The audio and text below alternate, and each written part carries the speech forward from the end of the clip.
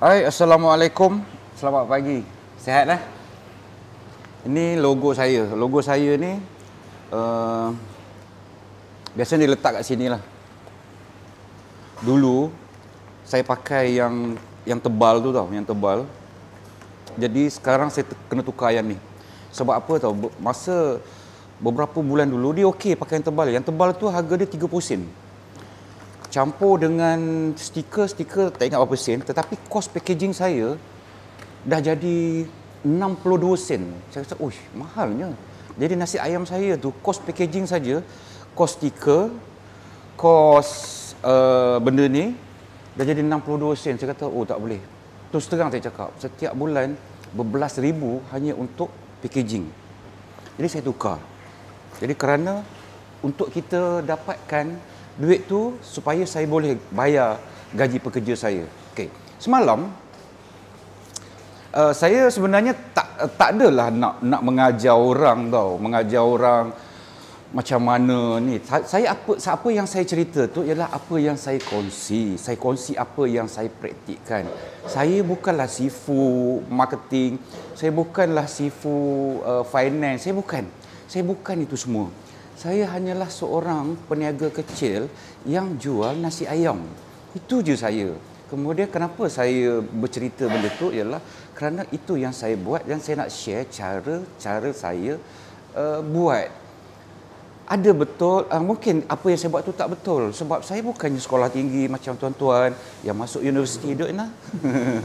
Yang masuk universiti semua saya tak. Saya tak adalah pergi belajar ekonomi, belajar ni tak ada. Tuan-tuan, jangan pakai apa yang salah. Pendidikan saya hanya SPM sahaja. Hanya SPM sahaja. Saya tak masuk universiti, saya tak ada diploma. Tetapi dalam bisnes nasi ayam, cara saya mengurus kadang-kadang dia berbeza dengan orang lain. Maklumlah orang tak sekolah kan. Semalam saya adalah buat anggaran-anggaran kos untuk membayar gaji staf saya lebih kurang 20%. Anggaran, tidaklah detail supaya kalau tuan-tuan dengar nak cuba faham gitu je. Kalau nak tulis detail-detail susahlah. Kemudian ada orang kata kena 18%, 15%. Semua tu betul tuan-tuan, semua tu betul. Tidak ada yang salah pun. Cuma bagi saya kalau boleh keseluruhan gaji staf kita ialah bawah 20% masih okey. Itulah cara saya. Dan cara saya menguruskan gaji macam mana pun agak berbeza sikit. Macam contoh macam ni lah tuan-tuan.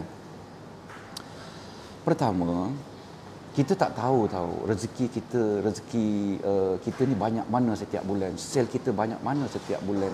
Memang kita tak tahu. Tetapi apa yang pasti, banyak benda dalam bisnes memang tak ada dalam buku. Tak ada dalam buku tuan-tuan. Jadi kat mana nak dapat info-info tu? Adalah dengan orang-orang yang memang terlibat dalam tu. Dia tahu, dia buat cara dia mencari titik pertemuan yang kaedah yang paling baik.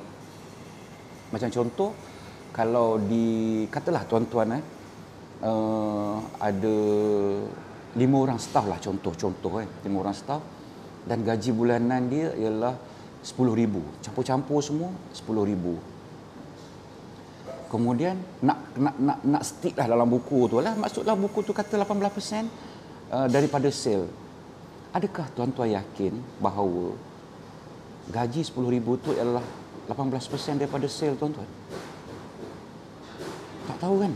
Kadang-kadang kalau 18%, kalau 10,000, 18% kena buat sale berapa? 100,000, 80,000. Kadang-kadang untuk bulan depan tu sale kita pun tak sampai. Gaji tu bukan 18% tuan-tuan. Silap-silap gaji tu 30% daripada sale kita pada bulan tu. Setuju tak cakap saya? Kadang-kadang kita buat sale, kadang-kadang bulan ni boleh dapat 20,000, kadang-kadang 30,000, naik pula turun ni. Jadi persen ni hanyalah anggaran. Sebab itu di tempat saya ni, cara saya buat kadang-kadang macam ni je lah.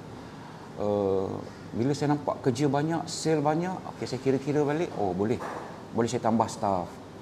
Tapi saya tak buang staff. Kerja saya, kalau dah ada gaji saya dah kena, katalah 10,000 tu tadi, saya kena make sure macam mana nak dapat sell supaya saya mampu bayar gaji dan saya mampu bertahan. Sebab dalam bisnes ni kadang-kadang bila kita ikut buku sangat pening tau. Cara yang paling biasa-biasa ialah okeylah kita berniaga, minta dengan Tuhan, Tuhan bagi orang hantar duit kat kita boleh bayar gaji staff, boleh bayar komitmen lain dan lebih-lebih tu okey je. Macam tu cara dia. Jangan pening-pening sangat. Sebab apa yang penting bagi orang bisnes biasanya dia tidak akan berhenti berfikir tau. Setiap masa dia bercelik je mata, dia berfikir tentang bisnes dia. Dan kalau boleh, waktu dia nak tidur tu, dia tak fikir lagi pasal bisnes. Sebab kita tak nak, bila kita tidur, kita tangan letak kat dahi, banyak benda nak fikir. Kita tak nak benda tu. Kita nak bisnes relax saja. Tetapi sebelum kita dapat bisnes relax ni, kita kena adap dululah kesusahan tu semua dulu. Tu biasa. Macam saya pula, cara saya menguruskan gaji. Macam mana tau?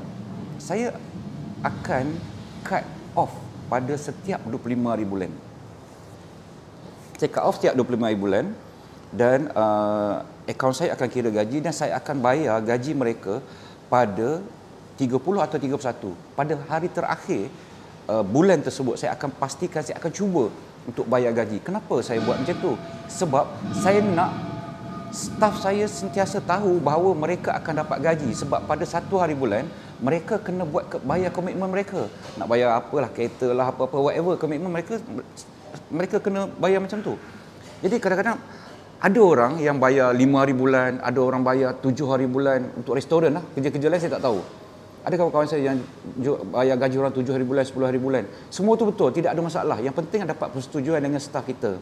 Tetapi kalau saya nak staf saya dapat gaji pada hari terakhir mereka bekerja. Kenapa saya buat macam tu? Alhamdulillah, saya dah praktikkannya dah belas tahun lah. Kerana saya beranggapan bahawa saya nak bayar gaji staf saya sebelum peluh mereka kering. Sebab itu, dalam pengurusan gaji ini, cuba elakkan kalau kita bayar gaji harian. Cuba elakkan lah. Sebab bisnes kita ni tak tentu tau. Ada yang hari tak dapat banyak, ada hari tak dapat banyak. Jadi kalau boleh, bayar sebulan sekali. Dan cara saya juga, saya akan bagi advance. Advance pada setiap 10 hari bulan dan pada setiap 20 hari bulan. Kalau yang dapat gaji sikit tu, dia dapatlah belanja untuk senambungan 10 hari tu. Tapi kalau orang tak nak advance, tak apa. Jadi itulah cara bekerja, cara kita menguruskan kan lain-lain. Dan gaji setiap orang, walaupun kerja yang sama, macam contoh kerja dia potong bawang. Orang umur 20 tahun potong bawang dengan orang 40 tahun potong bawang, gaji dia berbeza. Itu cara saya. Kenapa tahu? Orang 40 tahun dia ada anak 4-5 orang. Orang yang umur 20 tahun tadi baru nak belajar. Walaupun kerja yang sama tetapi gaji mereka berbeza mengikut pengalaman. Itulah antara-antara yang kita kena timbang tara dalam menentukan jumlah gaji.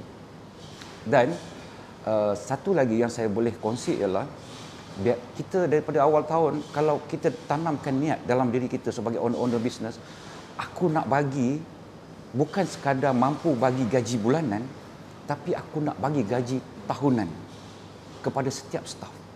Macam mana kita nak capai benda tu? Mungkin kita mampu boleh bagi dia sebulan gaji. Kalau macam syarikat-syarikat besar sampai 3-4 bulan gaji. Macam saya, dalam diri saya kata okey, kita bisnes kecil, untung kita pun nipis, bukan besar sangat. Tapi ada untung kita nipis. Apa yang saya nak bagi pada staf saya ialah 10%. 10% daripada untung tahun itu, selepas tolak zakat, lepas tolak lembaga hasil dalam negeri, 10% daripada situ saya akan bagi kepada staf-staf saya, share.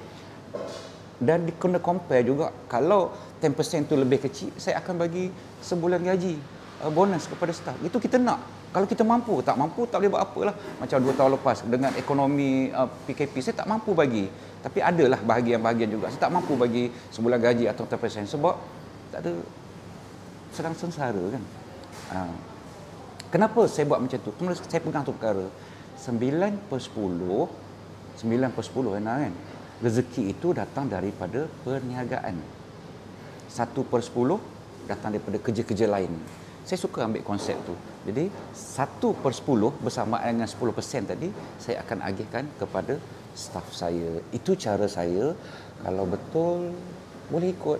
Kalau tak betul, tak apa. Sebab dalam bisnes ni, kita berniaga kecil ke, kita berniaga besar ke, tak ada yang salah. Cuma cara kita nak mengendalikan